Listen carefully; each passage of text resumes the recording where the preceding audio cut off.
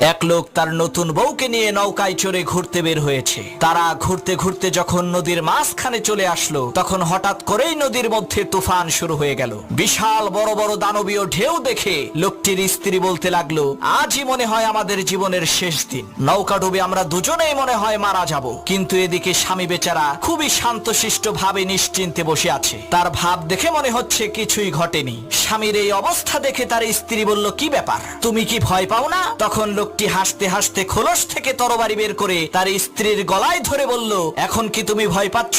তখন তার স্ত্রী বলল, কি বোকার মতো কথা বলো, ভয় পাবো কেন? তরবারিটা তো তোমার হাতে, আর আমি জানি তুমি আমাকে অনেক ভালোবাসো। তখন সেই লোকটি বলল, ঠিক একই ভাবে এই ঝড় তুফান সবকিছুই আল্লাহর হাতে, আর আমি জানি আমার আল্লাহ আমাদেরকে অনেক ভালোবাসেন। আমার এই তরবারির নিচে তুমি যেমন নিরাপদ, ঠিক একই ভাবে মহান আল্লাহ তাআলার দেওয়া এই ঝড় তুফানের মাঝেও আমরা তেমনি নিরাপদ।